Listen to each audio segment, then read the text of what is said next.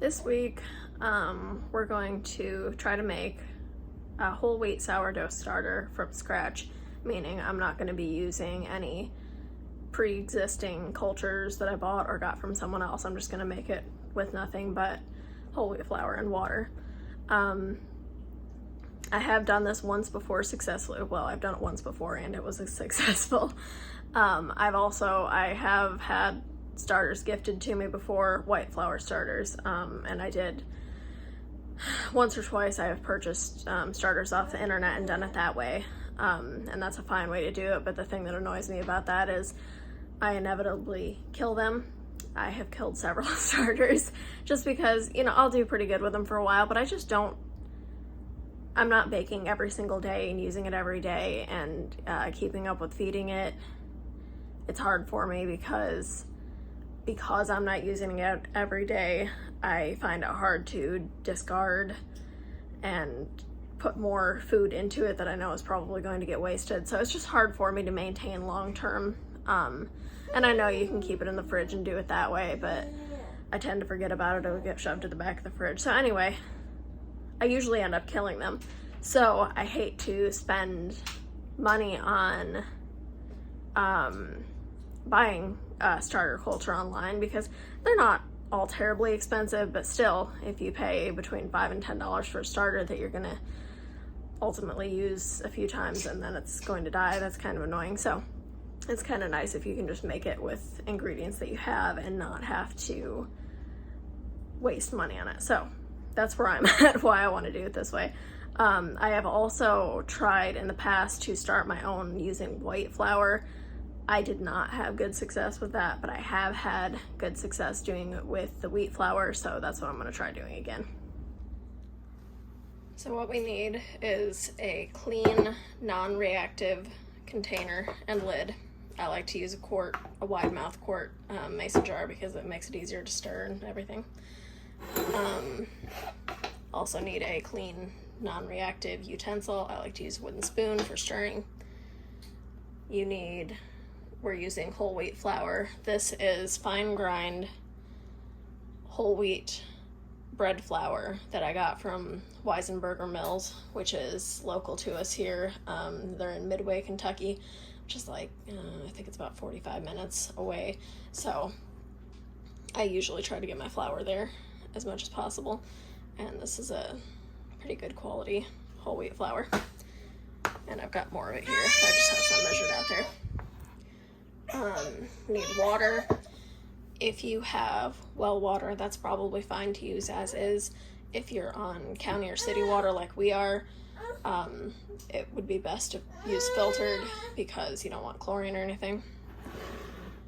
And not necessary, but certainly helpful would be a good kitchen scale. But if you don't have one, that's okay. I'm going to try to get an idea volume-wise how much of each I end up using if you need to use volume measurements. So we'll do that. Okay, so this is day one. First thing we're going to do, put the jar on our scale and turn it on. So it's already tared, but if you had turned it on before you put the jar on, then you want to zero it out. I'm going to start with the flour. I'm going to aim for somewhere around 3 ounces. It really doesn't matter much how much you use. It's more that you use equal amounts of flour and water. So, okay, we're in grams, which is also fine, but I like to work in ounces, so. Okay, so I've only got about 1.2 ounces, so that was a 1/4 cup. And another whole 1/4 cup gets us to about 2.5 ounces, so I'm going to do like about a half a one, so another 1/8 cup about.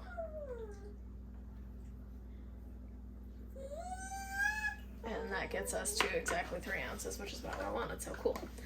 So that was about 5/8 of a cup of whole wheat flour. If you're trying this with white flour, that might be a little bit different.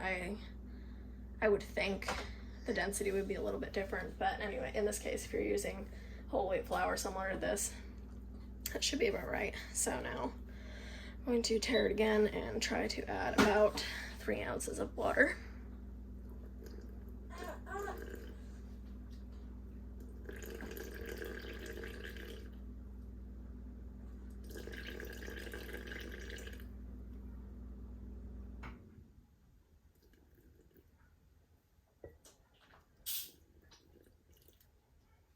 All right, and I started out with a half cup there, and I ended up with just under a quarter cup, so it's probably right about at a third cup I used. So if you have to do volume, I think that would be a pretty good place to start, is trying the 5/8 cup flour, which that's probably pretty close to a 2-to-1 ratio volume wise. So start with that, and then you can look at the consistency when you start to stir it and see if it looks about right and adjust if need be. So I'm done with this cup right now. Okay, so I'm going to take our non-reactive utensil and stir it up. And this first day it's going to be quite thick, and that's okay. That's how it's supposed to be. You're going to see how the consistency changes over time as the fermentation takes place. I want to make sure all of the flour and water is incorporated. And another important part of the stirring is the reason this works is because you're capturing wild yeast that's in the air, so it's important to incorporate air throughout it, kind of as you stir it, so you can get those yeast that you want.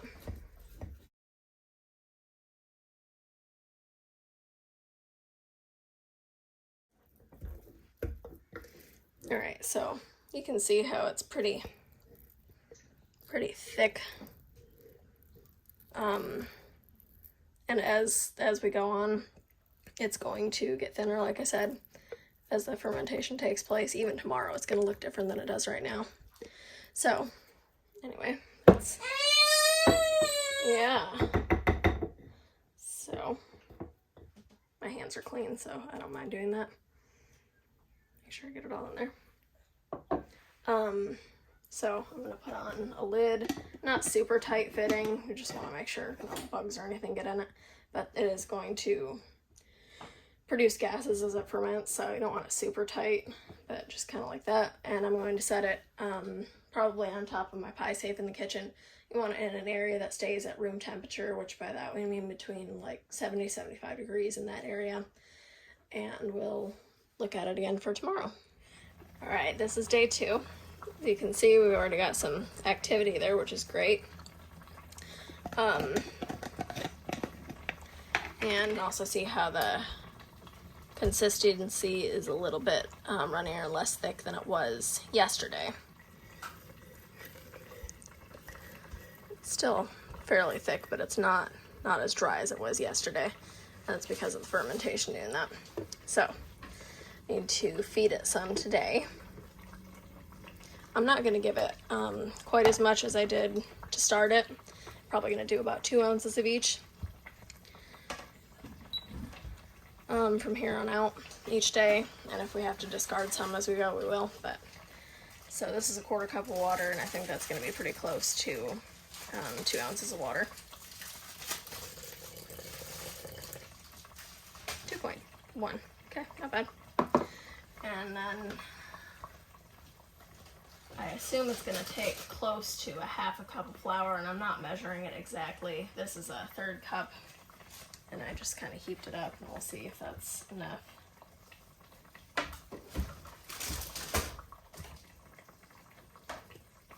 And I forgot to stir it, so I'm just looking for it to be 4.4.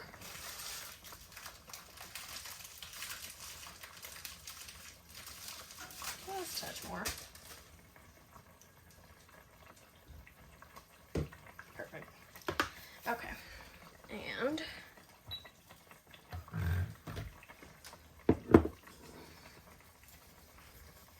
go ahead and stir that in.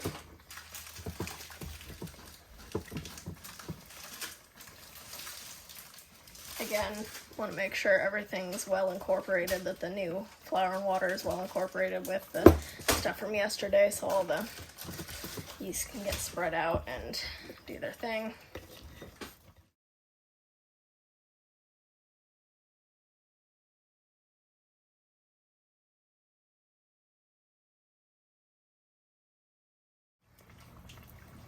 All right, that's about good. You can see it's a little bit thicker again, but it's still not as thick as when we started yesterday, and it's gonna get progressively thinner as we go because of the fermentation. So I'm going to put the lid back on and set it back up there again, and we'll look at it tomorrow. Day 3, again, you can see we've already got some activity. I'm going to go ahead and feed it 2 ounces of each again.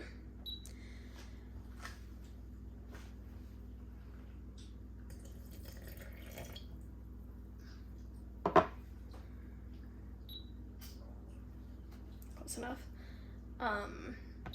Also wanted to talk a little bit about how it smells. When it's ready, it's going to smell sour, as you would expect from a sourdough. But right now, it doesn't smell sour yet. I'm really not sure how to describe the smell. It's different, but it's not a bad smell. If at any point it smells bad, like a rotten, putrid smell, you want to throw it away and start over.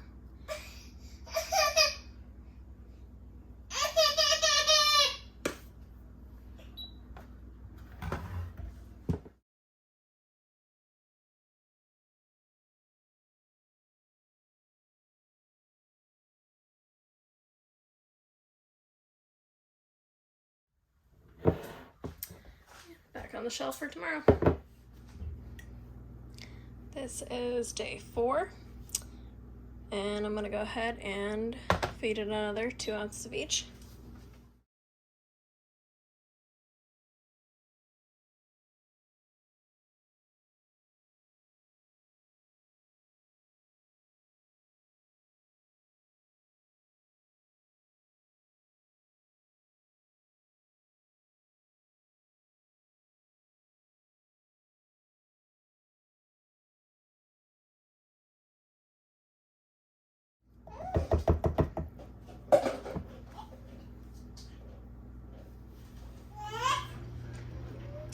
Day 5, excuse me. It is starting to smell just a little bit sour, and you see that little bit of brown liquid on the top. That's normal. As long as it doesn't smell bad, that's normal. We're just gonna dump that off. And now we're gonna go ahead and feed it.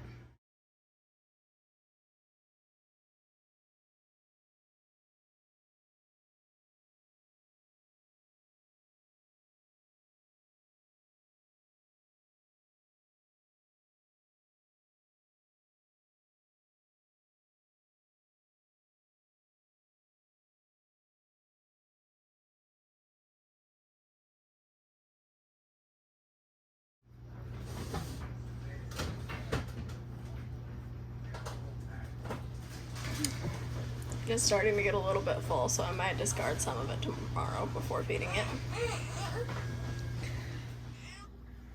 Alright, this is day 6, and like I said, the jar was getting a little bit full, so I went ahead and emptied it into this measuring cup and gave the jar a good rinse.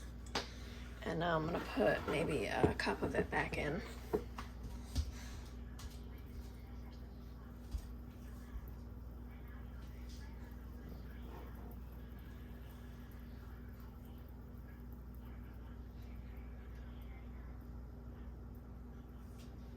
Like that. And now I'm going to go ahead and feed it the 2 ounces of each again.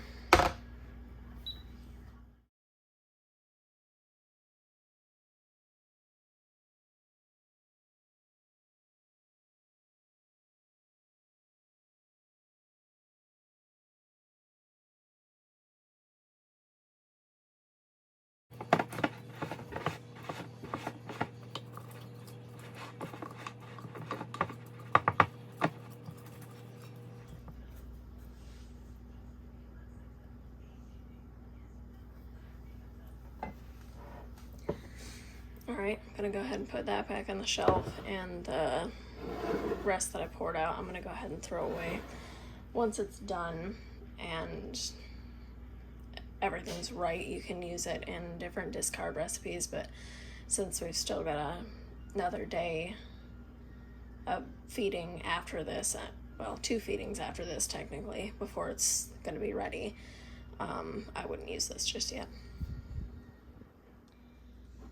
Alright, this is day 7, and it does smell quite sour, as it should at this point. And we're going to go ahead and feed it one more time.